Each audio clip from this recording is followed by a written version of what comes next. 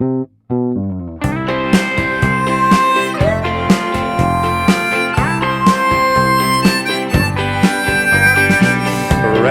plays number one hit, but is there really anything to it? Melody flows on repeat underneath generic beat, soaring up, crashing down, missing meaning, it's only sound. Don't listen hard and don't listen long, there's something that sounds like a song. The production is delicious, only a little repetitious. Is the riff stuck in your head? Is it important? What was that he said? People listen all day long, there's something that sounds like a song.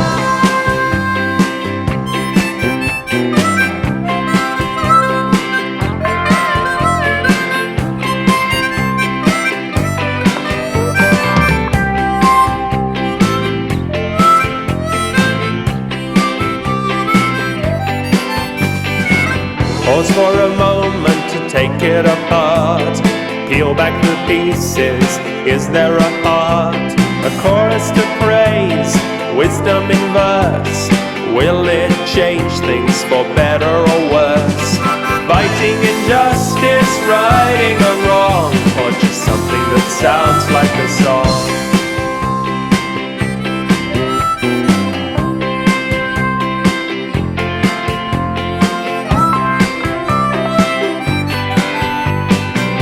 Make a video, cover your traces, distract with images, lots of pretty faces. Don't listen hard and don't listen long, to something that sounds like a song. Something that sounds like a song. Something that sounds like a song. Something that sounds like a song. Hello, welcome to Podsongs. I'm Jack Stafford, and I interview inspiring people in service to others as inspiration for a new song. 2 new songs today, that one at the start and the one at the end, because I'm speaking with the hosts of the Sodajerker podcast. Now, I've been listening for quite a few years. I'm a big fan, and they interview the who's who of songwriting.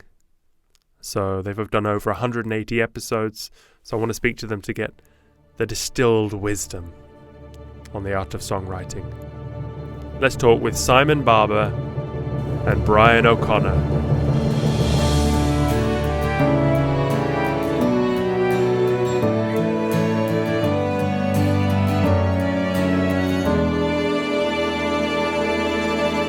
Well, thanks so much for taking the time to chat to me. I've been a long-time fan. So, great job, guys. It's a pleasure. Oh, great. Maybe you could just kick us off with, how did you get started on this? Si, do you want to take this? Well, I guess it's really because we knew each other and because we were writing songs together, we sort of realised that we had a rapport, and we thought, well, what's a way that we could get more attention for ourselves as songwriters and as a team? And we thought, well, if people could sort of appreciate this rapport we've got, maybe they'd like us more and therefore like our music more. So we thought we need to put ourselves out there. What's the best way to do that? And I suggested a podcast because at the time, podcasting was obviously still in its infancy in 2011, but there were some really prominent shows out there. I think WTF had already arrived by that point. The Nerdist was quite popular. And there was some other shows that I was listening to, mainly long-form interview shows where people could explain their process and craft in terms of the arts. And so we thought maybe we'll do something like that for songwriting. And we looked around and we couldn't find any interview shows that were actually speaking to songwriters about their process. There was a couple of, I think, shows that had songwriters talking about their own songwriting or something, but there was no kind of long-form interview show. So we tried to corner that market and just kicked off with writing randomly to people we thought we'd like to speak to. And, we got lucky. They said yes, and we just sort of snowballed from there, really. But still, today it's the number one songwriting podcast. There's not too much competition. It's still there are more songwriting podcasts, not necessarily all kind of the same format as ours, but there are a few quite similar. But yeah, I think we were just clever enough to just get in there first. Really, we just noticed that kind of that gap was there, and we just sort of nipped in and got kind of a head start on other people, really. I think beyond just the primacy of being first, there is something about the way we go about doing what we do as well, which has helped us sustain over 185 episodes so far. We have a certain kind of attitude towards the way we interview people, and a certain attitude towards quality control, and a certain type of fastidiousness, I think, which helps. So we haven't really burnt out or lowered our standards as we've gone along, I don't think. Yeah, and I think those things are quite unspoken as well. I guess because we've been friends since we were kids, so we know each other well. We have the same tastes in a lot of things. We're both fairly unassuming characters. So, I think just from the start, there was just an unspoken kind of thing that we kind of both knew we were sort of looking for the same kind of thing. Even just the kind of guests that we put down on our lists to start with, we didn't kind of just go, let's just find anybody who writes songs. No disrespect to anybody who writes songs, obviously. But, we just had a list of people we liked and admired. And so we just put them on the list and just started kind of finding contact details for them. It never really occurred to us to kind of to not do that. We just figured, well, if you're going to try and speak to songwriters, try and speak to the best. Yeah, you have a who's who of songwriting. I mean, you've covered everyone. And one thing I particularly like about the podcast is you do it in person on quite a lot of the interviews. You go down to London and you speak to people in the same room. And as you can tell, there's a bit of a delay on the line when we're speaking. There's the same intimacy that you guys have on your show. Yeah, we've done a mix of stuff, haven't we, over the years? Yeah, I mean, the first few years actually were 99% Skype, remember Skype? And the odd phone call, the odd phoner. And we did one in person with Ben Folds 5. That was sort of within the first kind of year of doing it. And then I don't even know why we never did it again for like another 3 years, just the way things panned out. So we started off doing kind of remote ones. So when the whole COVID thing started, then we had to kind of revert back. It wasn't a massive issue for us. We were kind of, we had the experience of doing them that way. But the in-person ones are much preferable in a sense. I mean, obviously you can build a rapport very quickly with people, and sort of physical cues. You can sort of gestures if you're going to ask a question or sort of jump in, without having to sort of be really obvious about it on Zoom and things like that. But sort of on the flip side of that, with Zoom, we've probably got more time with these people than we will get in a in-person situation, because people have got kind of less to do at the moment, so they can spend maybe an hour chatting to us, whereas if it was kind of a junkety kind of situation down in London, they might only be able to give us half an hour. But you've been to like the Ivor Novello Awards, and you're really in the scene now. I mean, the way if you didn't have this podcast, maybe you wouldn't have been. I mean, it's fantastic, no? Yeah, I guess the strategy kind of paid off in that sense. It did make us known to people, and people have gotten to like the way we think and talk about songwriting, and so they've started asking us to do events and things. We've done a couple of live events which have gone really well. We've been invited down to the Ivor Novellos, as you said, and we've gotten to meet people there on their team and some of the people who are receiving those awards. And yeah, it's nice. You just become part of that community, I suppose. And we're obviously happy to be part of that, because that's the world we're so interested in, and those are the people we want to interview on the show. So it's a dream job. You must have some jealous friends, though. And so I'm, because with my show, with my podcast, I write songs about my guests. And a lot of them I have to really research. It's the physicists or biologists or doctors. I'm way out my pay grade here, but with you guys, I'm super excited because we can just chat. I don't have a long list of questions. I this is great. So, but on the other hand, I have to write a song about songwriting, which I've never done. Yeah, it's an interesting proposition. We've had some people on the show who've written songs about songwriting. Like Dan Wilson wrote a song called "A Song Can Be About Anything," in which he sort of essays the process, I guess. But yeah, it's a strange thing for a songwriter to do, to take that step back and sort of be creative about being creative. It's weird, yeah. But I do like it. It's a bit meta, yeah. I saw on your website, Simon, you wrote an article called "Three Chords in the Truth," and I thought that would be a great title, but until I checked in Spotify, and it's on Van Morrison's song. Bloody Van Morrison. Ah, right. Yeah, it's a common phrase. We heard that phrase for the first time from Jimmy Webb. He told us a story about Keith Urban came up to him at a party and said, Jimmy Webb, 12 chords and the truth. So it's sort of, the idea that country music is so kind of straightforward, and there's Jimmy Webb who's really kind of complicated in his approach. And we mentioned that to Keith Urban later when we got to sit down with him as well, and he found that funny.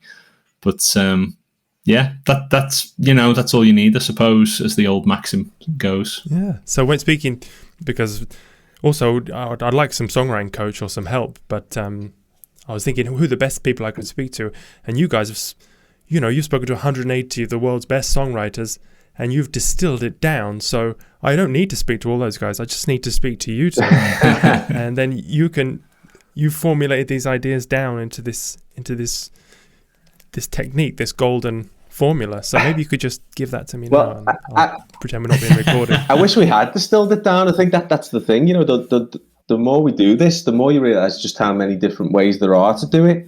And, I think to distill it down is almost to kind of, I don't know, just destroy it in a way, because it's just, that's the beauty of songwriting, is it can just come any which way, it can come from just sitting down and really kind of trying to carve something out at the piano or with a guitar, or it can just pop into your head while you're out walking one day, or someone might say something to you and you go, that's a song, or you're just messing about and a couple of chords might say something to you and you're like, oh, and then you're writing a song. There's just innumerable ways we've found. It's really hard. I think what we've learned from all the years of doing this is there's no formula. So you're even more confused than when you started. In a sense, it's been a complete waste of time. Well, so how do you guys do it then? What's your process for songwriting? I guess, well, in recent years, it's been more of a kind of a digital kind of process, in the sense that we'd come up with ideas separately and drop them off in a Dropbox or something like that and share short demos. Brian often works on, GarageBand or something like that, and we'll put together a quick demo of an idea and send it to me, and I might do the same.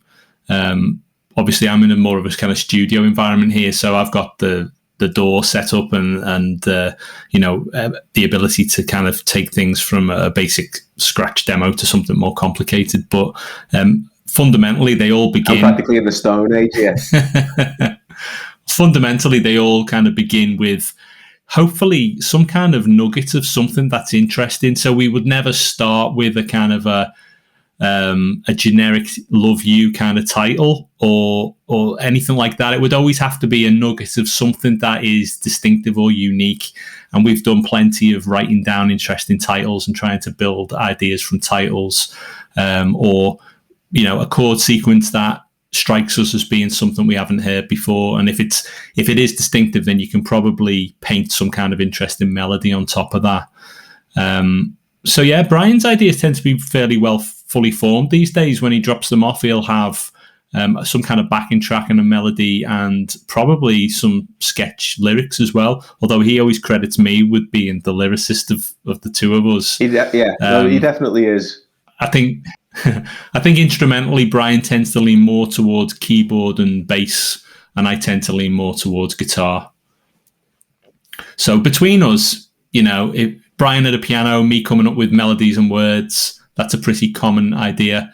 But in the current climate, obviously, with us being far away, those ideas would tend to be more finished off by the time we showed them to each other, I suppose. So Brian wouldn't tend to just send me a chord sequence, nor would I probably just send him a set of words. We'd probably, individually flesh those things out. Yeah, because I think it just helps in presenting an idea if you have got at least, some sort of lyrical concept and maybe a chorus or some words kind of attached to the melody, because I think it just helps in presenting the melody when you've got words attached to it. We all have got 300 voice memos of us mumbling or muttering or humming over a guitar, and that's fine just for your own purposes of remembering the thing. But if it's going to be presented to somebody, it needs to be a bit more concrete, have a bit more kind of flesh on its bones. So ideally, if I am presenting a song to Si, I sound like I'm like genuflecting with a velvet cushion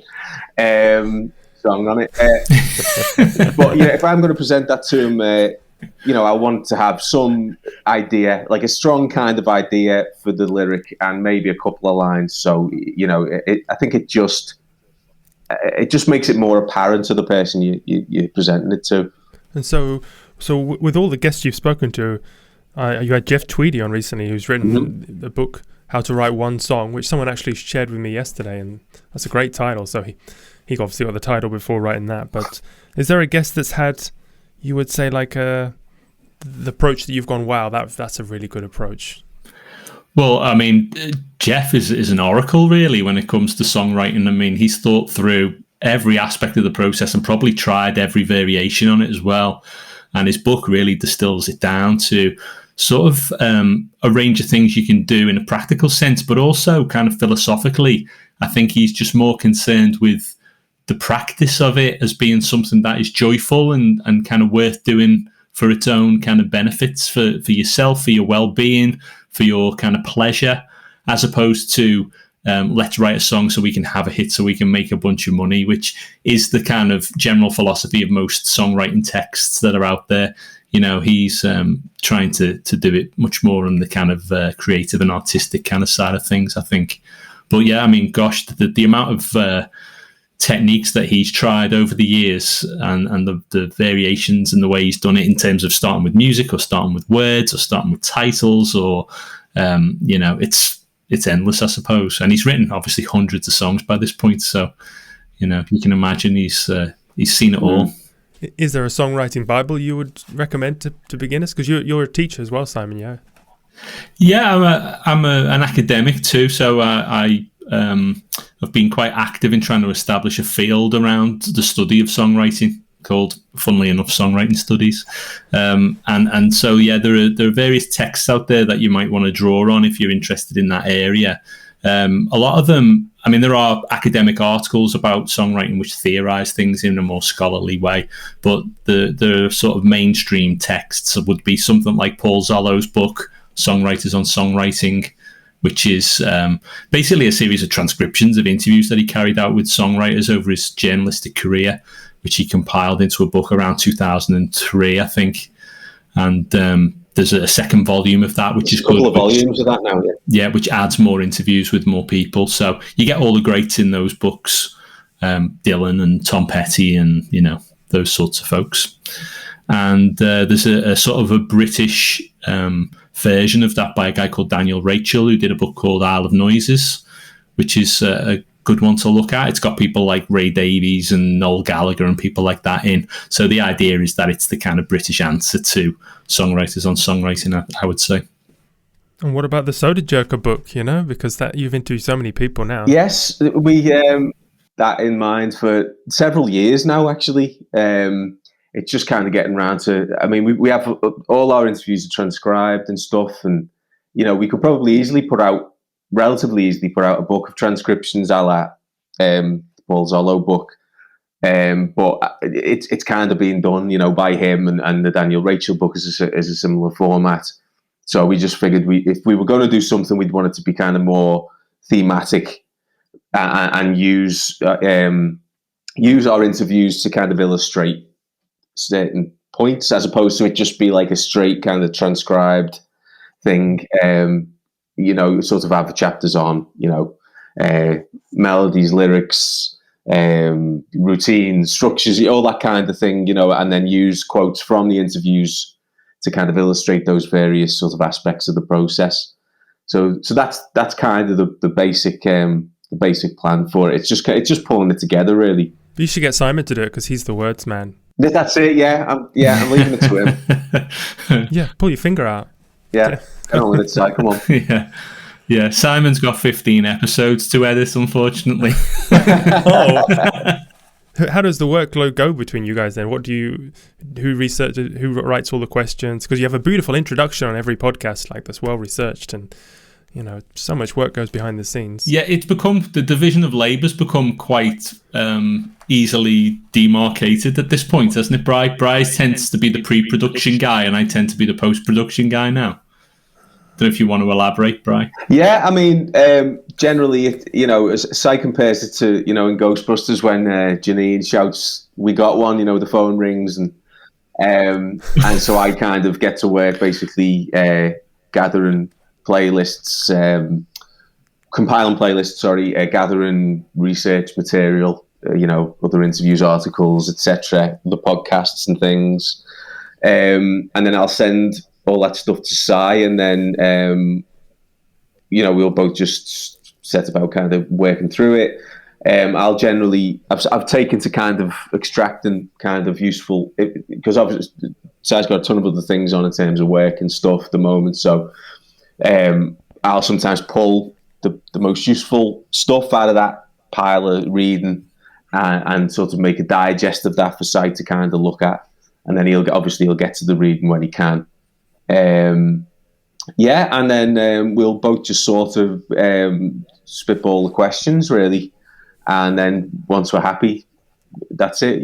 We try not to kind of write too many questions, but we like to have some just some in reserve. Generally, by the time we've prepped, we kind of know what kind of a talker the guest is going to be, so we figure, well, we probably don't need more than maybe a couple of pages of questions for this person, but we'll have a few over just in case they're not in a particularly talkative mood that day.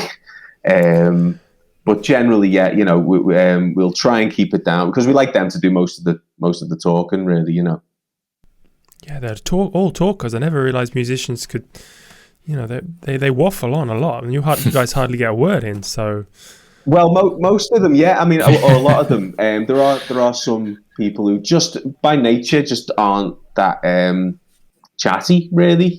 Perfectly nice and polite and what have you. But they don't talk at length necessarily. Some people don't really want to talk at length. They feel like they're destroying the magic in some way if they talk too much about it or analyse it too much. But even the people who are more succinct, we at this point with the experience we've got, we're still able to get a pretty decent interview out of them. Someone like Diane Warren, for instance, who is notoriously reluctant to speak at length about songwriting, but I think we managed to get a pretty decent kind of 30 minutes out of her. But that was an instance where we figured, right, we need a lot of questions here because I think we're going to get some one-line answers. So you just have to be, in those instances, you have to be ready to just sort of jump in with a follow-up question.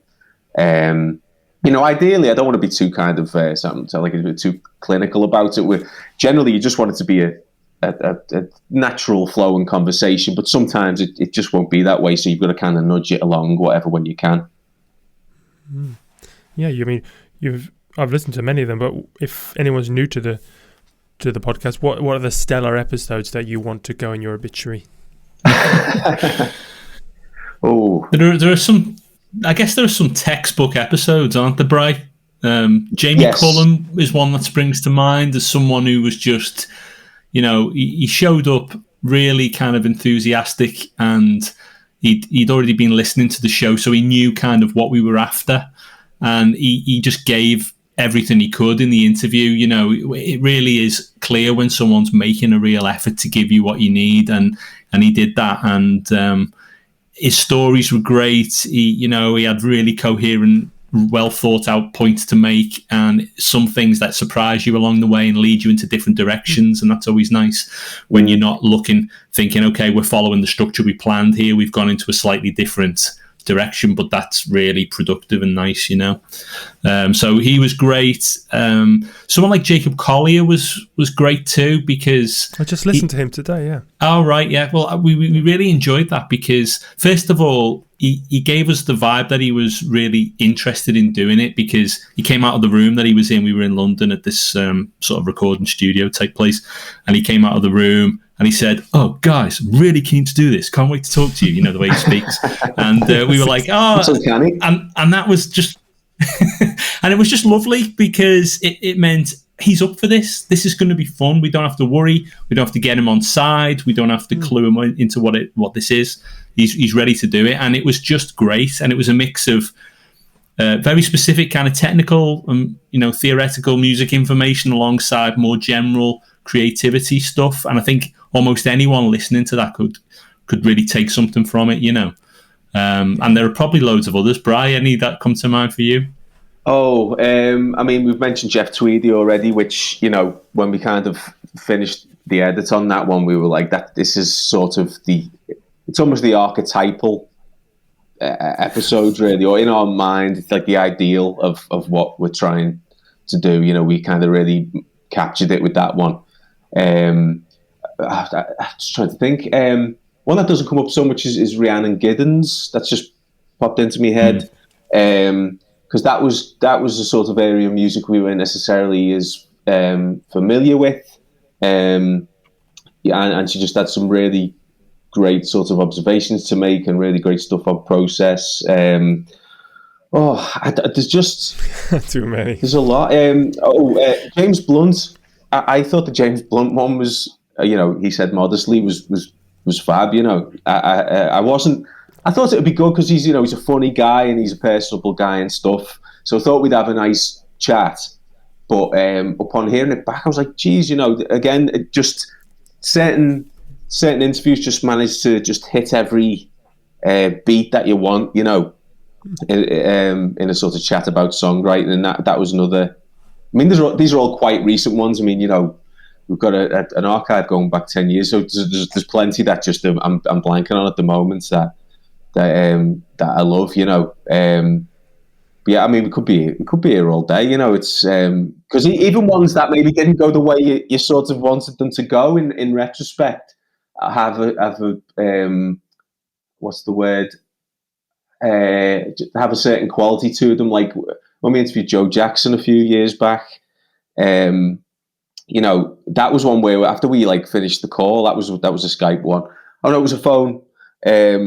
And I think we were both slightly despairing, thinking it had gone badly. Like maybe, oh God, I'm not sure he was into it, or maybe we asked the wrong things, and maybe.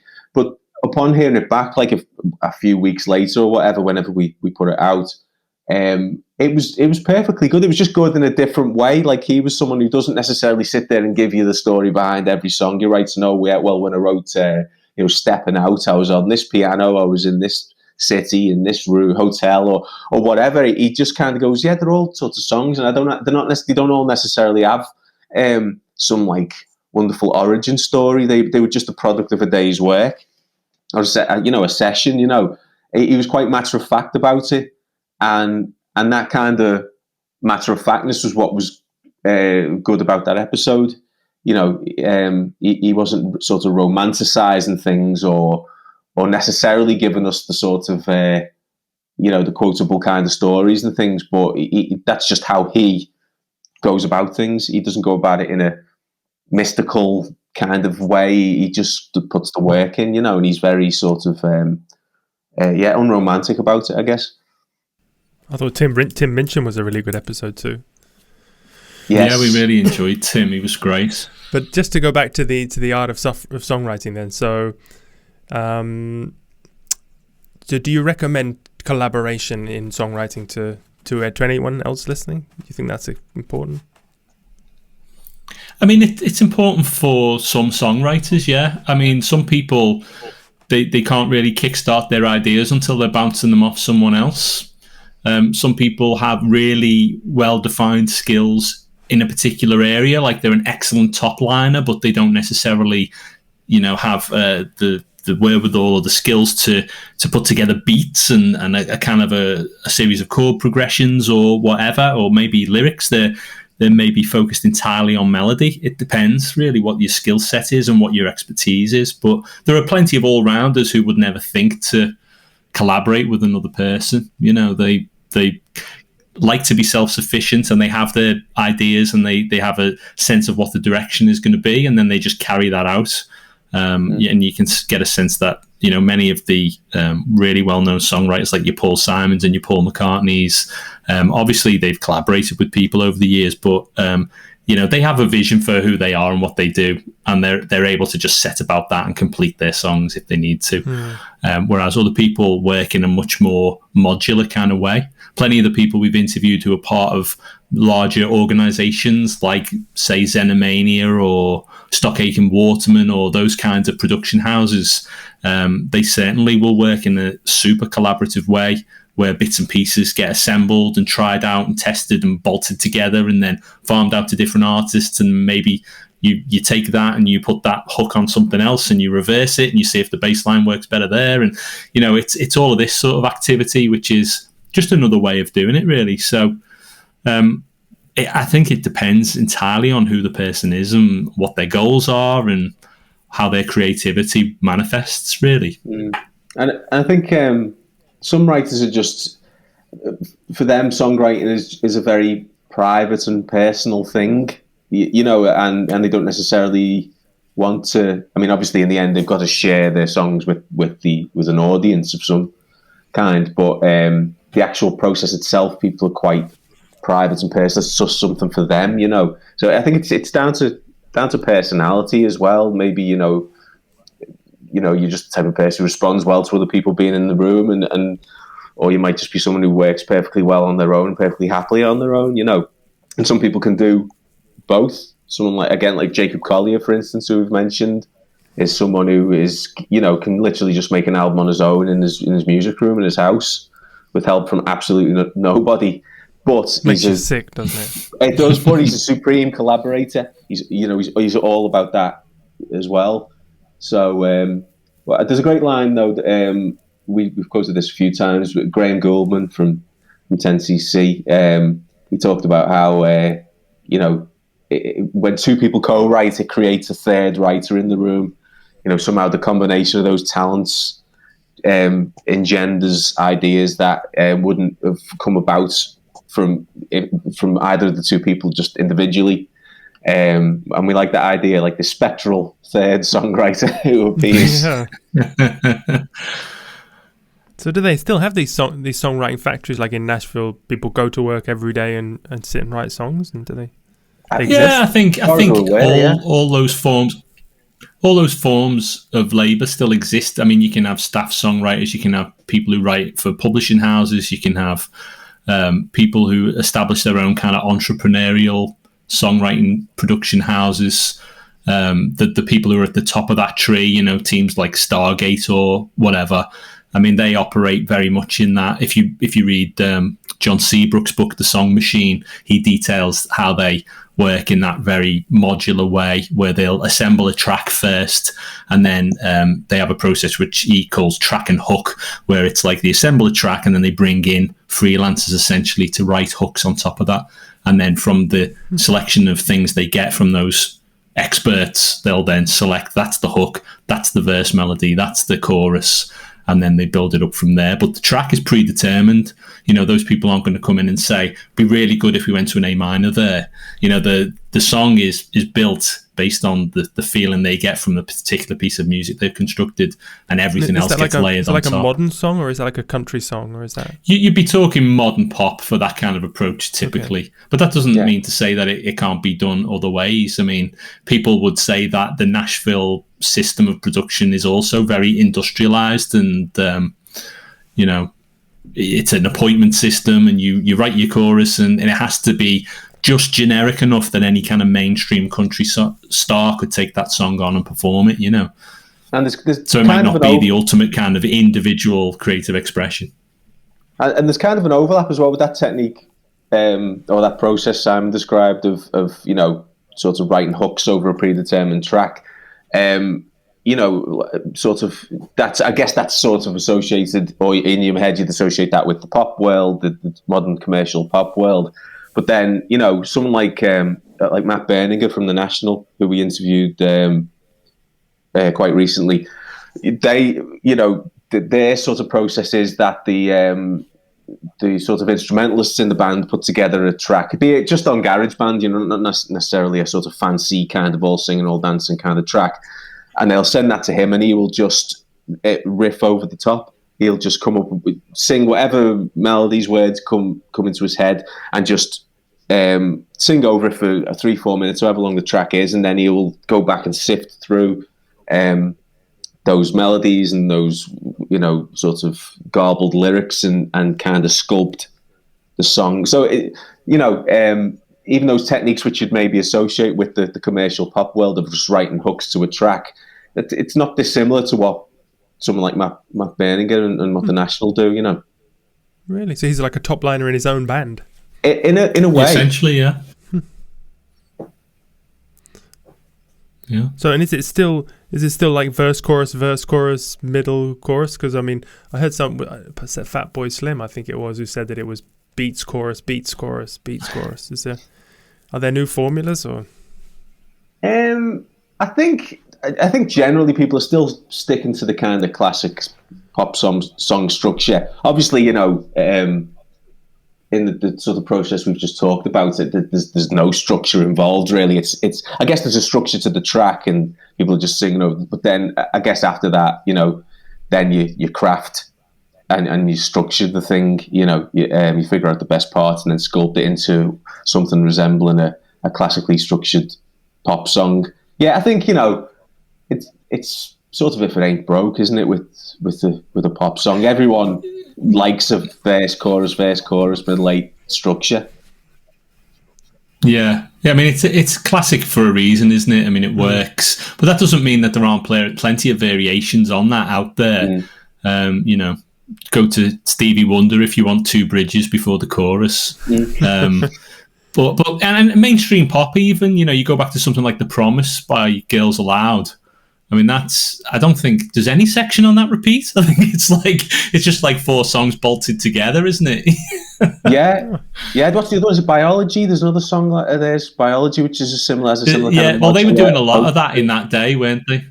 Mm-hmm. Yeah. And then, but that goes right the way back to, the Beach Boys, something like Good Vibrations, which is sort of put together in that kind of fashion. Again, I think as long as there's discernible kind of hook lines and things, there's something to grab the listener. I think you can play around with the structure as much as you want. People, audiences are intelligent. You know what I mean? As much as, we all love a classic kind of verse, chorus. We also love a Bohemian Rhapsody or a Good Vibrations. It's really about the content at the end of the day.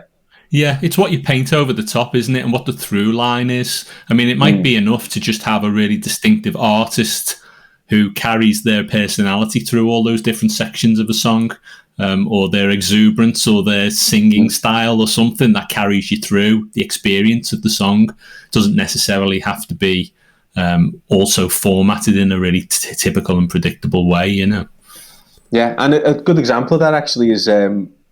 just last week we interviewed John Batiste.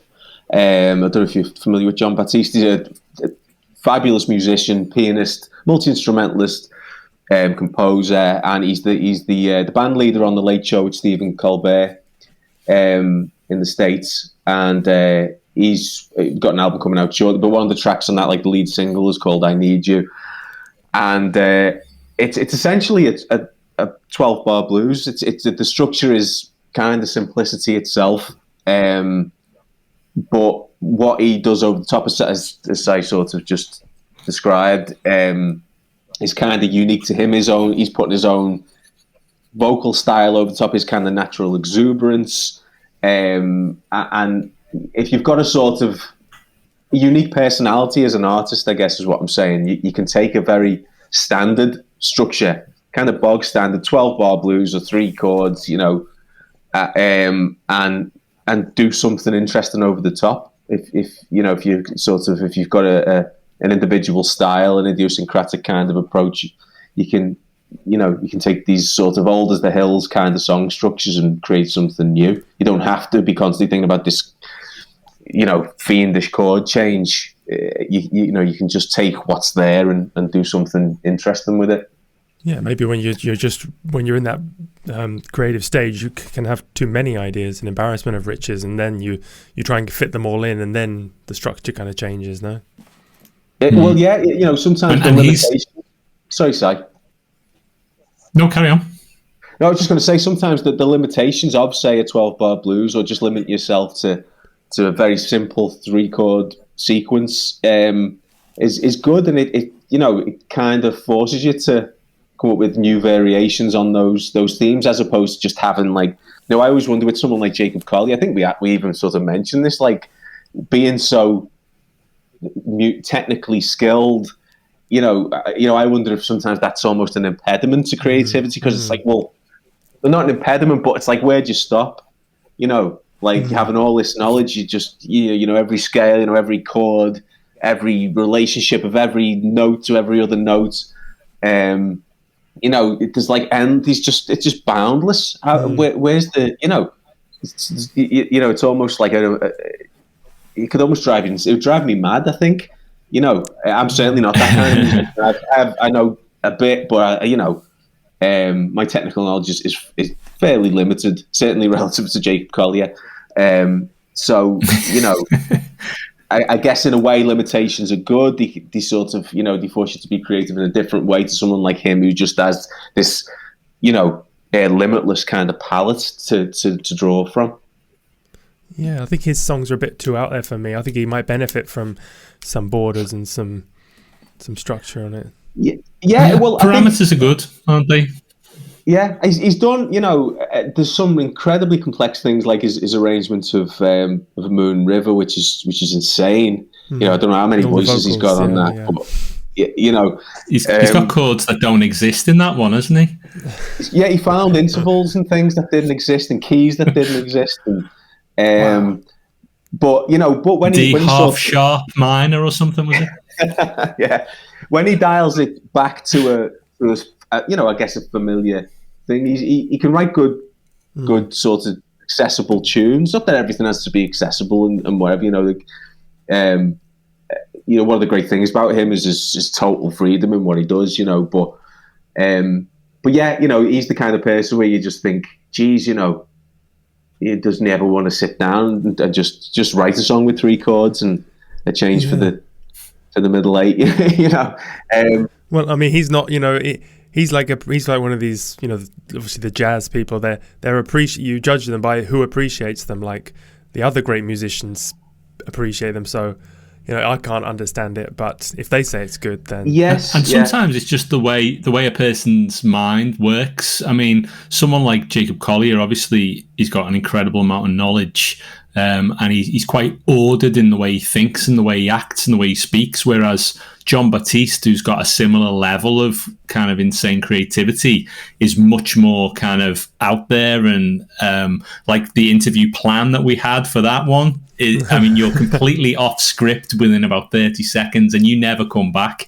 He's playing examples for us on the piano. I can't wait for people to hear this episode. Wow. Actually, he's playing examples, he's singing, he's shouting, he's really enjoying himself just going down that route, that avenue of the way his brain works, and we're just kind of along for the ride. So it just depends. Creative people manifest in really interesting ways, we've found, and we found some commonalities in the way that their brains work. We found the creativity of someone like Andy Partridge and the way he thinks of images and the way he can take that image and translate it into something he can use in a song. We found that in other people that we've interviewed along the way, and we've thought, his brain kind of works like Andy's brain worked, and so you can draw parallels. Yeah, there's an extent to which I think some of these people are kind of born that way in a sense, even though I don't really like to think of these skills as being something that people are naturally gifted with. There is something about their brains that allows them to acquire these skills in a certain way, I think. Yeah, I think it's a combination of it's brain chemistry, isn't it? I mean, the more we sort of do this, I wonder about the word talent. I wonder if there is such a thing as talent, or it's brain chemistry combined with application and commitment and perseverance, just an almost sort of preternatural perseverance or ability to persevere and practice for hours a day and just put all those, the 10,000 hours in whatever. It's that combined with, just the way a person's brain works, and some people can just, I guess, access that part of that creative part of the brain. They've just got this kind of way of accessing it that maybe other people sort of don't have, or really need to kind of work at it to kind of be able to access. Other people can just create at the drop of a hat. It just it comes to them naturally somehow. Yeah, and it feels almost like some of the people whose work might be a little bit more straight ahead or predictable or perfunctory in some way have a lot of those elements, but not all of them. Like they've acquired the skills, but they haven't necessarily got that kind of unusual chemistry or whatever, or they've got the incredible perseverance and the application, but they didn't get that weird spark that makes them unusual, or it's strange. It's a strange thing to unpick, but once you speak to like 180 odd people who have those qualities, you start to kind of see them popping up again and again. Yeah, you've got to do this book. Yeah, and there's some people. Sorry, I was just going to say as well, and just to go back to someone like Matt Berninger, for instance. Now he's someone who, there's sort of, and it sort of ties in with the collaboration thing, but he's someone who doesn't really play an instrument. I don't think he plays anything. His singing style is it's very idiosyncratic, and he's not like a technically sort of great singer or anything like that, but he's also an immensely creative person.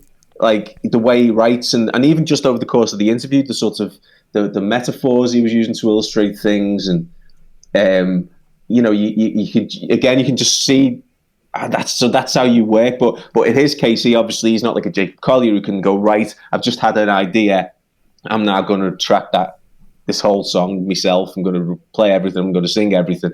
He needs those guys in the band to sometimes maybe help him unlock his creativity, so they'll present him with a finished or a sort of a rough of a musical track, and that will help him access that tremendously creative part of his brain, and and conjure all these this incredible imagery that he comes up with lyrically and stuff like that. So there's just different manifestations of it that we've just found over the course of doing all these interviews. Some people can just do it all themselves. Other people are immensely creative, have that quality, but need others to help draw it out of them, or help make it kind of manifest. Matt Berninger was a creative director, I heard you say in the interview.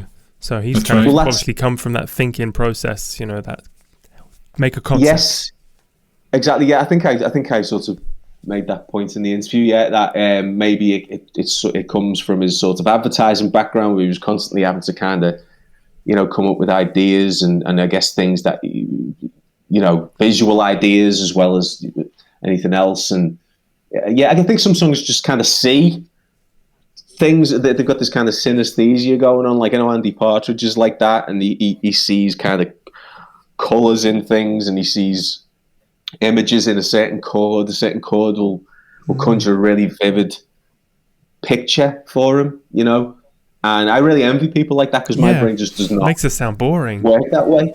Yeah, Andy Partridge, he illustrated in the interview how a certain he started, since his working overtime, I think he was illustrating, and he said he just started playing these chords on the guitar that made him think of people like tilling the soil, and wow. And then that sort of led him onto this other image, and it just kind of goes from there with him. It just kind of snowballs, and I'm incredibly envious of people like that who can just, that chord says to me, people tilling the soil. Now, what could that, right? So this could be a song about, and then they're off, whereas I'm just like sat there fucking strumming away or just trying to eke something out, and it's hard. So usually for me, it's more I'll think of a thing or an image I want to convey or an idea, and then I'll I'll pick the guitar up and see if I can come up with something that matches that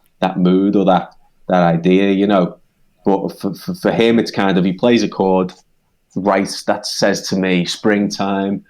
It says to me, you know, things coming up through the earth, and you know, and it's like, geez, you know, I marvel at that. That's like watching someone doing a magic trick for me. That watching someone describe that kind of thing, and it's just how his brain works. It's just how he was, you know, how he's wired. It's great for songwriting, but you know, through ordinary life as well, you must suffer a little bit because that's, you know, the ordinary things become very difficult now. You're probably like oversensitized to things, and it's just this constant, you know, it must be quite torturous in a way. So what's the best songwriting advice you've heard from? I heard you say that the best songwriting advice you can give is to turn up. Just make sure you're there. But what else would you say? I mean, that's important, isn't it? That's a fundamental. If you don't make the time, if you're not there, if you don't sit down and try, you probably won't get that much. You might get something. Beth Nielsen Chapman had a thing about that where she said she spends time in the gym of creativity every day, and then she often finds that when she's in shopping for groceries the next day, something comes through kind of unbidden, and that's because she spent that time working out, you know. And if she hadn't have spent that time, then it may well have blocked those channels. But I don't know. I guess there are people for whom ideas come without any kind of effort, without any kind of graft. But I'd say most people, and certainly most professionals who have projects and deadlines, you know, you've got to sit down and you've got to just produce the goods. So there isn't that much time to wait for inspiration. I mean, everyone likes to be inspired, but I like to think that, to be honest, inspiration follows action, really. I don't think that many people kind of conceptualize something magical and then sit down and make it. I think people start stuff and then they go, ooh, what if we did this with it? And then it appears that they're inspired as they go through. But really, it's because they actually got started first. I think that's the same as like working out. You know, nobody kind of you've got to start before you get the motivation to continue. If you see what I mean? Yeah. You know, don't expect to be you see the results after overnight. Yeah, you see the results after 5 days, and you go, I should do this for 10 days because I'm getting somewhere. You know. So I think it follows from action, and I think that's probably the fundamental thing we've learned is, you know, get started, and then good things will happen, probably. Yeah, and also be prepared to write a lot of shit. Basically, like, you know, Tom Robinson told us that, you know, you've just got to be prepared to write shit songs until you get to the odd good one, you know, and rather than be discouraged if it's not a very good song, you know, at least you've been working in the gym of creativity, I guess. You know, you're working at your craft. You sort of, you know, you're practicing, and maybe the result that on a particular day isn't great, but you know, it might lead to something good later on, or it's just you're just working, building that muscle, and you know, I guess it's important to just not be disheartened. Everyone writes shit. You know, all the people we've spoken to, they've written plenty of shit. You know, we just know about the classic songs. Right, yeah. We never hear the rubbish, you know, but they all go through it too. You know what I mean? So that's I think that's do the work, a good thing to bear in mind. Yeah. I think people have expectations that they're going to sit down and write something and that it's going to be good or even motivating, and oftentimes that's not the case, and so people do give up. There's a fairly early quit rate, I imagine, for most people who think they're going to try their hand at songwriting. You've probably got to get more of a kind of stoic philosophy kind of vibe going and just say, right, shit's going to happen. It's going to go bad, and how do we turn all the fails into something that could be a win? You know, maybe these obstacles I'm facing are the vehicle through which we find something good. I don't know. probably an adjustment of people's expectations is in order, I think. Yeah, and I mean, it's hard. I mean, obviously, we're keen to demystify songwriting with this podcast. You know, we want people to be inspired to do it, feel like they can do it too, and anyone can. You know, they really can. You know, anyone can. You can learn a few chords on a guitar or a piano, and you can start coming up with stuff. You know, it's not hard. Obviously, doing it well is the hard bit. And you know, what I struggle with really is just, you know, whenever you sort of, even if you are working on something you're not sure about it, I always think, how necessary is this? That's what I always think about when I hear other people's songs that maybe I'm not that fussed on. I think, what was the point during the writing of this song where you were spurred on to finish it? Like, you know, I'm trying to find the moment. Oh, okay, I can see that probably when they hit on that, they thought, I'm onto something here. You know, what made the song necessary to them? You know, that's something I always struggle with when I hear kind of a lot of new music and things, or certain records, certain songwriters. And I'm like, what forced them to finish this? This made it onto the record. So where's the moment that clinched it for them? Like, this is going on the record. And sometimes I just can't find it. I'm like, what made this necessary? You know, and that's where I'm always if I'm trying to write, that's where I'm thinking, you know, where's the necessary bit of this? You know, it's like when you're a wine taster, you know, you're tasting more and more wine, and then, you know, you can never go. It's hard to go back to the supermarket after the bottles after that. Yeah, it's just, I don't know if I'm expressing myself very clearly, but I think that's the thing with, I try and do, if I'm trying to come up with an idea, it's like, right, you know, there's got to be something that makes me want to at least come back to it and finish it. If I don't finish it right there and then, there's got to be something when I play it back on my phone a few weeks later, I go, oh, I like that bit there. I like where it does that, you know, and then that encourages me to maybe go back to that idea and finish it. If I hear something, I just go, I can't hear it. This is unnecessary. This is just, you know, it's not telling me to finish it. You know, and that'll just get left. I think that is a good rule of thumb, I think, anyway, to you know, you've got to sort of hear something in that embryonic idea that encourages you to kind of go on with it. If you are just, I guess I'm completely contradicting myself and saying, you know, write shit songs, but even in the shit songs, you know, there still should be a nugget of something in there that you think, well, you know, a good little hook, a good sort of melody line or something, or a chord change that, you know, encourages you to at least persevere. Even if the song doesn't end up like a world beater, you can at least identify the thing in it that made you kind of want to finish it. You know, am I making any sense here at all? Yeah, that's good. That's great. I'm getting nervous here because I've got to present you guys with a song in a couple of weeks, you know. Yeah. So well, so here you go. The gauntlet's thrown down.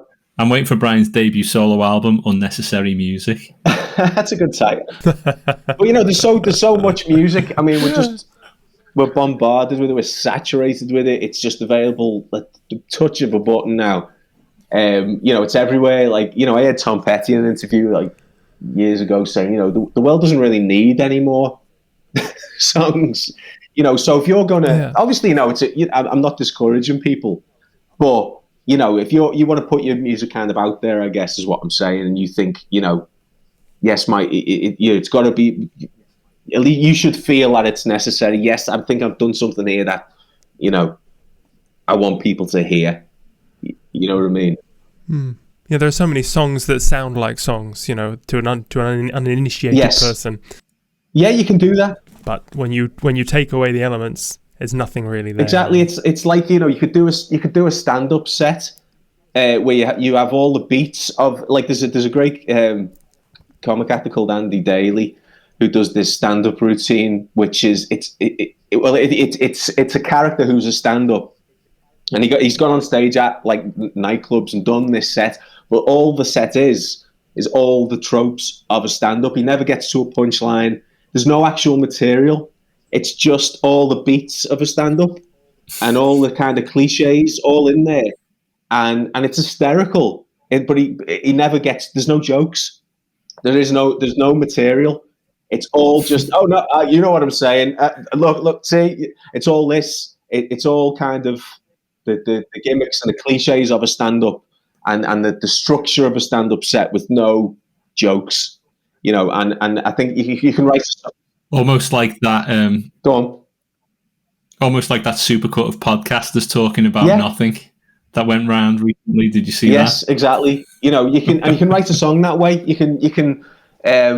Who was it that we interviewed? Justin Curry, I think it was, from Delamitri, where he says, you know, I kind of write you a song now. It'd have, you know, it'd have arms and legs and a head. You know, it'd have all the constituent parts of a song. It doesn't mean it's a good song. You know, everyone kind of. This is what I mean. But anyone can write. You know, you can put together a song that sounds like a song.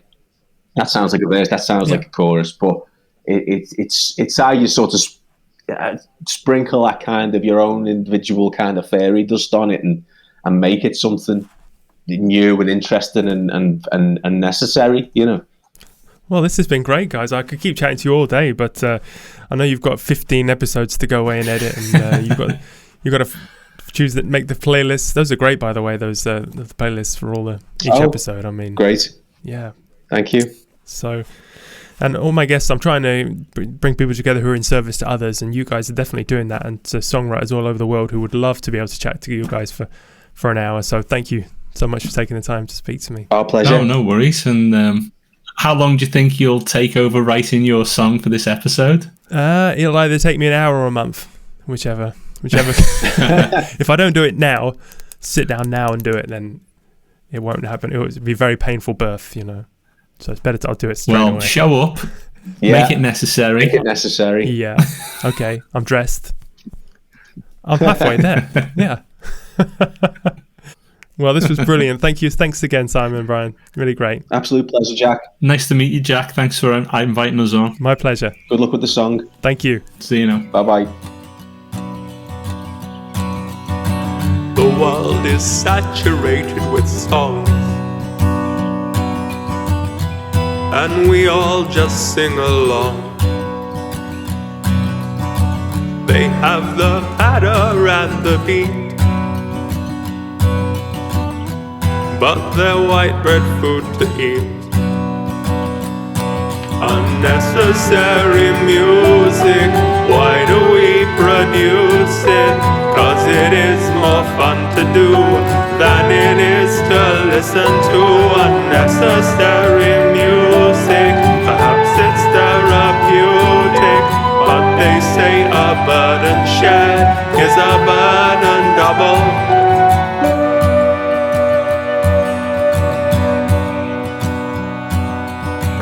No idea in there was conceived.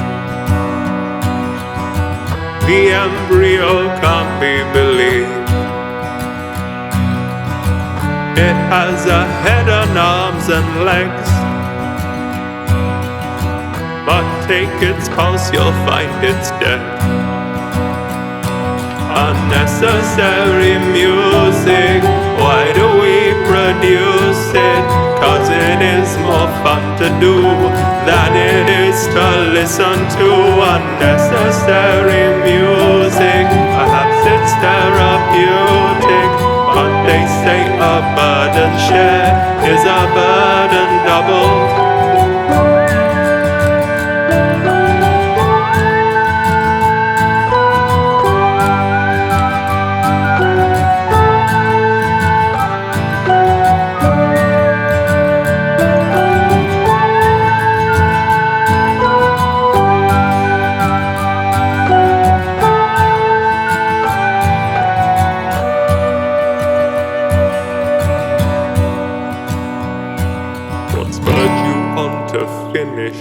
Put layers on the finished bit. When you had half written the song, why'd you decide to carry on? Unnecessary music, why do we produce it?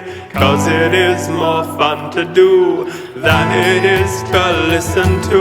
Unnecessary music, perhaps it's therapeutic, but they say a burden shared is a burden doubled.